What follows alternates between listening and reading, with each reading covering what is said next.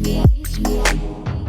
Film की शुरुआत में हमें नामी नाम की एक लड़की दिखाई जाती है जिसकी आंख अलार्म बजने पर खुलती है। नामी सारा ही दिन मोबाइल इस्तेमाल करती रहती है, जिसकी ऑफिस में काम करते वक्त, किसी से बातें करते वक्त और पार्टी में भी बस मोबाइल इस्तेमाल करती रहती है। फिर पार्टी करने के बाद रात को वो बस के जरिए घर जा रही होती है, तो वहाँ उसकी आंख लग गई थी, उसे पता नहीं चलता और उसका मोबाइल गिर जाता है। और जब वो जागती है तो उसे अपने मोबाइल का ख्याल नहीं रहता, मोबाइल के बगैर ही वो अपने घर आ जाती है। जिसके बाद वो एक लड़की को मिल जाता है। फिर अगले दिन भी नामी अपने घर गहरी नींद में सोई हुई थी, जहाँ तभी उसकी दोस्त आकर उसे जगाती है और तब नामी को ख्याल आता है कि उसका मोबाइल गायब है, इसीलिए वो उसे ढूंढने लगती है। पर जब मोबाइल नहीं मिलता तो वो अपने नंबर पर कॉल करती है और फोन एक औरत उठाती है। असल में जिस लड़की के पास फोन था वो अपनी मॉम की रिकॉर्डिंग के जरिए उससे बातें कर रहा था, मतलब कि फोन उसके मुंह में नहीं थी और वो उनकी आवाज नामी को सुना रहा था। वो औरत उसे बताती है कि हाँ, तुम्हारा मोबाइल मेरे पास ही है। ये सुनकर नामी उसे एक होटल में बुलाती है, जिस पर वो मान भी जाता है। वो लड़का फिर उसका मोबाइल चेक करने लगता है, पर पासवर्ड की वजह से उसे नहीं खोल पाता। इस वजह से लड़के को गुस्सा आ जाता है, वो मोबाइल की स्क्रीन ही तोड़ देता है। दूसरी तरफ शेर से जंगलों में एक लड़की की लाश मिलती है, जिसकी हालत काफी खराब थी क्योंकि काफी बेरहमी से उसे मारा गया था। इस केस को एक ऑफिसर देख रहा था, जो अपने साथी को कहता है कि इस कदर खून का शक मुझे अपने बेटे जून पर है, जो पिछले 7 सालों से गायब है। जून और कोई नहीं बल्कि वही लड़का था जिसे नामी का मोबाइल मिला था। तो इस सिलसिले में इस ऑफिसर ने बहुत सारी चीजें भी पता की होती है। तो उसका साथी कहता है कि आपको बस शक है, पर उसे करने के लिए हमें सबूत इकट्ठा करने होंगे। उधर नामी अपने डैड के होटल में आकर उनसे मिलती है। उसे पता चलता है कि मेरे डैड का इंस्टाग्राम अकाउंट भी है, तो ये जानकर उसे काफी खुशी होती है। अब तभी नामी के पास उस औरत की कॉल आती है जिसके पास उसका मोबाइल था। वो कहती है कि गलती से तुम्हारे मोबाइल की स्क्रीन टूट गई है, मैंने उसे ठीक करने के लिए मोबाइल की एक दुकान पर बेच दिया है, पैसे भी दे दिए, तो तुम उस दुकान पर जाकर अपना मोबाइल ले सकती हो। फिर थोड़ी ही देर बाद नामी अपना मोबाइल लेने के लिए उस दुकान पर पहुंच जाती है, जहाँ उसे जून भी दिखता है जिसने मास्क लगाया हुआ था। वो नामी के मोबाइल की डिटेल्स में उसका पासवर्ड भी पता लगवा देता है और फिर उसका मोबाइल ठीक करने के दौरान वो उसमें एक हैक करने वाला सॉफ्टवेयर भी डाल देता है और उसके मोबाइल का डुप्लीकेट फोन बनाकर नामी को दे देता है। वो फिर वहाँ से चली जाती है। अब जो नामी अपने मोबाइल पर कर रही थी वो सब जून भी देख रहा था, क्योंकि उसने नामी के मोबाइल को अपने कंट्रोल में कर लिया था और ये भी उसे चला सकता था। वो उसके चैट्स, इन्हीं मैसेजेस पर वो किसी बात करती है, कॉल्स, यहाँ तक कि खुद नामी पर भी कैमरा के जरिए नजर रख रहा था। फिर रात में जब नामी अपने डैड के होटल में काम करवा रही थी तो तब जून भी वहाँ आता है और उसे बताता है कि मैं यहाँ आता रहता हूँ। वो उसे इसलिए नहीं पहचान पाती क्योंकि दुकान में उसने मास्क लगाया हुआ था। वो नामी से यहाँ की सबसे खास शराब मांगता है। अब क्योंकि वो उसके मोबाइल पर नजर रख रहा था तो उसे सब पता चल जाता है कि नामी को कौन कौन सी गेम्स पसंद है और किन किन चीजों में उसकी दिलचस्पी है, जिससे वो नामी को इम्प्रेस, मुतासिर कर लेता है। और अब उसे अपने बारे में भी बताता है कि मैं एक ऐसी कंपनी में जॉब करता हूँ जो सॉफ्टवेयर, कंप्यूटर और इंटरनेट से जुड़े सारे काम करती है। उन दोनों को बातें करते हुए नामी के डैड भी देख रहे थे। फिर रात को नामी अपने दोस्तों से बातें करते करते सो जाती है और पूरी रात जून उसका मोबाइल ही चेक करता रहता है, जिससे वो उसके बारे में हर एक जानकारी और राज जान चुका था। जिसके बाद अगली सुबह नामी अपने ऑफिस आती है। वो दरअसल कंपनी में काम करती थी। उधर जून अपनी पिछली शिकारी यानी उस लड़की की तस्वीर देखता है जिसका कत्ल उसने किया था, जो और कोई नहीं बल्कि वही थी जिसकी लाश जंगल में से मिली थी। इसके बाद वो अपना अगला शिकार नामी को चुनता है। उधर नामी के पास उसकी बॉस आती है, कहती है कि हमारी कंपनी को एक काफी बड़ा प्रोजेक्ट मिला है, साथ ही तुम भी काफी अच्छे से काम कर रही हो, मैं तुमसे बहुत खुश हूँ, इसीलिए मैं तुम्हारी सैलरी दुगनी कर रही, इनके डबल कर रही हूँ, पर तुम इस बारे में बाकी साथियों को मत बताना। अब उनकी सारी बातें जून ने भी सुन ली थी। उधर वो ऑफिसर भी जून के डैड घर आकर अपनी वाइफ से बातें करने लगती है, पर वो जून के बारे में उन्हें कोई बात नहीं बताती। हालांकि उन्हें पता होता है कि जून और उसकी मॉम आपस में राब्ते में और बातें करती रहती है। वो फिर अपनी वाइफ को बताते हैं कि शहर में एक लड़की का खून हुआ है जिसका शक मुझे जून पर है और मैं ये बात जानता हूँ कि तुम उससे राब्ते में हो, क्योंकि मैंने तुम्हारी और उसकी बातें सुनी थी। जिस अंदर फौरन वो बोलती है कि नहीं, मैं नहीं मानती, मेरा बेटा ऐसा नहीं कर सकता, वो किसी का खून भला क्यों करेगा।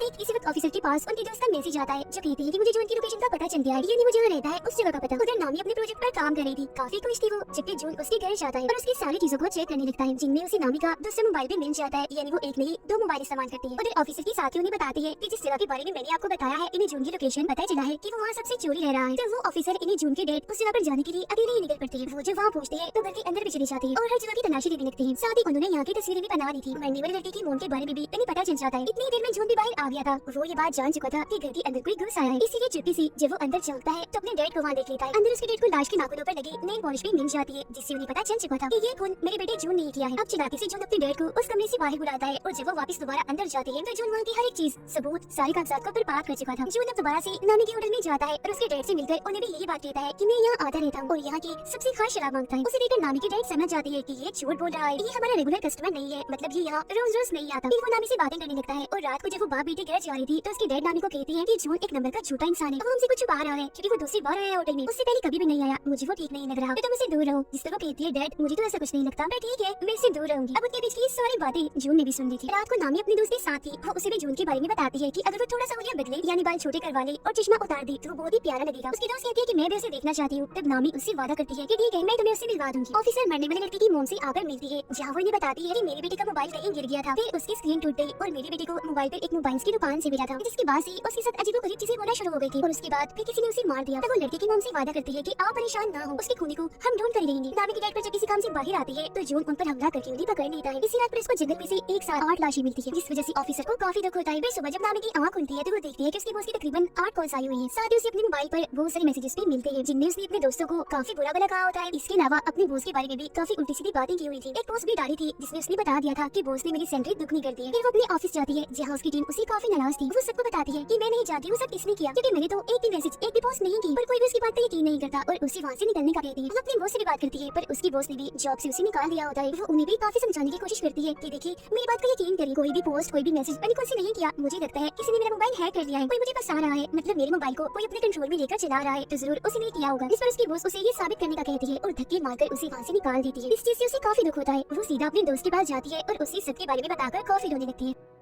तब उसकी दोस्त उसे सहारा देती है, उसे संभालती है। ये चीज जून ने भी देख ली थी। वो सोचता है कि नामी अपने दोस्त के काफी करीब है, तो पहले रास्ते से इसे हटाना होगा। वो और उसकी दोस्त पुलिस स्टेशन जाती है और इस सब के बारे में बताती है। तब ऑफिसर उनसे कहता है कि ये सब आपके साथ ऑनलाइन हुआ है, इसलिए हम आपकी कोई मदद नहीं कर सकते, क्योंकि जिसने भी आपके साथ ऐसा किया हम उसे नहीं पकड़ सकेंगे। ये सुनकर उसकी दोस्त को काफी गुस्सा आता है, जिसके बाद दोनों यहाँ से चली जाती है। जून अब नामी के डैड के घर पर ही रह रहा था, क्योंकि उसने उन्हें वहाँ बांध के रखा हुआ था। वो उनके मोबाइल से नामी को मैसेजेस भी करता रहता है ताकि उसे शक न हो कि मेरे डैड को किसी ने अगवा करने आए। वो दोनों फिर होटल में आकर बातें करने लगती है। इस बारे में सोच रही थी कि आखिर ऐसी हरकत कौन कर सकता है। वो फिर बात करती है कि इस बारे में पता लगवाने के लिए हमें एक ऐसा इंसान चाहिए जो कंप्यूटर और इंटरनेट में काफी माहिर हो। अब तभी यहाँ जून भी आ गया था, जिसके लिए नामी जोश लेने चाहती है और वो उसकी दोस्त के साथ मिलकर नामी का फोन चेक करने लगता है। वो फिर जब आती है तो जून उसे बताता है कि किसी ने तुम्हारा मोबाइल हैक किया हुआ है। उस इंसान ने तुम्हारे मोबाइल में एक ऐसा सॉफ्टवेयर डाला है जिससे तुम्हारा मोबाइल उसके कंट्रोल में आ गया है और तुम जो भी करोगे उसे पता चल जाएगा और मोबाइल को वो अपने तरीके से भी चला सकता है। वो फिर नामी को बाहर आता है और बताता है कि ये काम किसी करीबी का है। वो करीबी जिसे तुम्हारे मोबाइल का पासवर्ड भी पता है, क्योंकि पासवर्ड खोलने के बाद ही उसने सब किया होगा ना। अब तभी उन दोनों की तस्वीर चुपके से नामी की दोस्त बना रही थी, जिससे उसे काफी अजीब लगता है। वो फिर होटल में जब आती है तो उसकी दोस्त उसे एक खबर दिखाती है जिसमें पुलिस को एक साथ 8 लाशें मिली थी। अब उसकी दोस्त नोट कर लेती है कि नामी मुझसे बात नहीं कर रही। वो उससे इसकी वजह पूछती है कि तुम मेरी बात क्यों नहीं सुन रही, तुम्हारा मूड भी खराब है क्या हुआ? नाराज होकर सुनकर नामी भड़क जाती है, कहती है कि मुझे तुम पर शक है, ऐसा मेरे साथ तुमने किया होगा, क्योंकि मेरे पासवर्ड तो सिर्फ तुम ही जानती हो। सुनकर उसकी दोस्त को काफी बुरा लगता है। वो कहती है कि तुम कल के आए उस लड़के जून की वजह से मुझ पर शक कर रही हो। ठीक है, अगर तुम्हें ऐसा ही लगता है तो मैं तुमसे दूर चली जाती हूँ। इतना कहने के बाद वो नामी से अपनी दोस्ती तोड़कर चली जाती है। वो काफी दुखी थी, रो रही थी और ये चीज जून भी देख लेता है। उधर पुलिस मरने वाले लोगों की लाशें जब उठा रही थी तब उनका सामान भी देखा जाता है, जो देखकर ऑफिसर काफी परेशान हो गए थे। तब उनका साथी कहता है कि ये काम आपका बेटा ही कर रहा है, हम जानते हैं, तो हमें उसे पकड़कर रोकना होगा जल्द से जल्द, क्योंकि चीजें काफी आगे तक निकल गई। तब ऑफिसर कहते हैं तो सबसे पहले तुम उस मोबाइल की दुकान पर ढूंढो जहाँ जून काम करता है। इस पर उसका साथी हाँ बोलता है और ये दोनों वहाँ से निकल जाते हैं। नामी होटल में बैठी अपनी और अपनी दोस्त की वीडियो देख रही थी। वो काफी दुखी थी और अपना मोबाइल गिरा देती है, जिससे स्क्रीन फिर से टूट जाती है। उधर ऑफिसर और उनके साथी को जून की मोबाइल की दुकान मिल जाती है, पर उसने यहाँ की हर चीज को तबाह बर्बाद कर दिया था। लेकिन कुछ पेपर्स के जरिए उन्हें 8 कस्टमर्स के बारे में पता चलता है, जो और कोई नहीं बल्कि वही लोग थे जिनकी लाशें इन्हें मिली थी। ऑफिसर बताते हैं कि मुझे 9वीं लड़की की डिटेल्स भी पता है जो मरने वाली है, और वो डिटेल्स मुझे जून के घर से ही मिली थी, तो अब हमें उसको बचा लेना चाहिए। जो सुनकर उनका साथी कहता है कि हमें इस सब के बारे में